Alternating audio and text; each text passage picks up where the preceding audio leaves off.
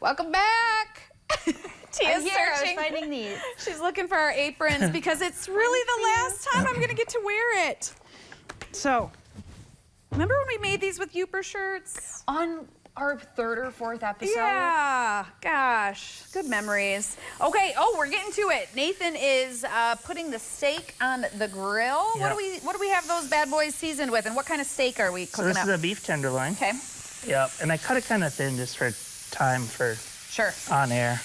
And then I rubbed it with a little mojo citrus blend, which is salt, pepper, some granulated citrus such as orange, lime, and lemon. Okay. You can get that kind of anywhere around town has it. Mojo citrus blend. Okay. And then I'll get the shrimp grilling too. So one of the new salsas we're releasing is a chipotle salsa, which is kind of out of the archives of Border Grill. Oh, is it this one? Yep, that's it right there. So what I did was I just took shrimp and thawed them out, and then just added a jar to a bag of shrimp. Oh, well, that's easy. Yeah, it's real easy. And you're putting them on the grill. We'll put these guys right on the grill. Some nice jumbo shrimp. Yeah, it looks like tails on, legs on. Yep, so I left you can take all that stuff off. The beauty of the shells is most of the flavor is actually in the shell and transfers it into the protein when cooking.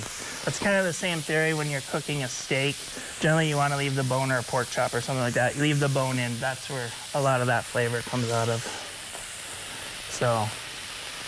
What about trimming the meat? Should you leave the fat on when you're cooking too? It depends on the cut. Okay. Like a ribeye is going to be super fatty. Sirloins tend to go either way. I trim some of it off, or I'll cook it and then trim it off after. Okay. Yeah, Okay. Brianna and the kids don't like it, so it generally comes off pretty quick. I love a fatty piece of steak. Do you? Yeah, I know a lot of people are so grossed out by it, but You also love a steak that still moves. yeah, I do. I do too. I would have taken that off by the grill by now, actually. Yeah, I am not black like and that. blue. Uh-huh. Yeah, I always order mine Me too. blue.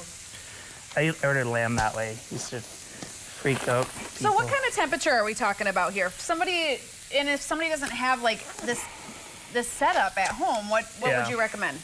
Outdoor grill. You Okay. can do it in a pan. Simply just do it in a pan. They make pans like this now. Yeah. Depends on your range. Yeah. You know, you're not supposed to use cast iron on like glass top, but I still do. I only broke one.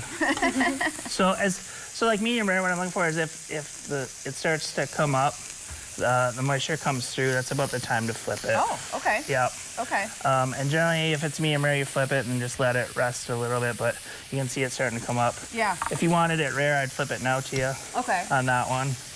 And I like it a little bit more that way. You can smell it. I didn't know that about watching out for the juices. I always heard like poke it to see the firmness, but I don't actually know what scent to compare that to. So as you're trained, as we're trained, right? It's using either some sort of pick or a lot of places just tell you use a thermometer. But the old school trick is you're feeling it here. That's rare. Put your fingers together. That's well done. Oh. Mid-well, medium, mid-rare. Interesting. Yeah. So if you're pushing on it, that's how you know. That's what it should feel like. So medium rare, medium well. Well done is your pinky.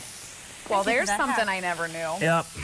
I didn't even know that technique existed in the world. Yep. I didn't know how to use it. Yeah, you just had heard of it. When you work Okay. a grill station for years, eventually you can feel it with your tongs and things.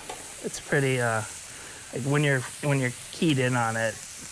It takes a minute, but it's one of my favorite stations. What about shrimp? Yeah. What's the trick in knowing that that's done? So that's a good question. So shrimp are like this, right? Yeah. And as they cook, they start to curl in, Okay. right? And super overcooked shrimp are gonna form touch tail to tip a C. So you're kind of looking just to get it about a nice lowercase c. Gosh, another technique I didn't know existed. Yeah, I see, didn't like this either. guy, he's starting to get pretty well done. Oh but- yeah. I Yep. usually avoid cooking shrimp altogether and anything else that I don't know how to properly cook. it. Honestly, like Yeah. seafood and fish are hard for me because I never really know. I'm like, it's a guessing game. Yeah, these are, for the best. depending on what you want, These are probably, as it comes back up, probably mid-rare, medium at this point. I Okay. can tell by looking at it.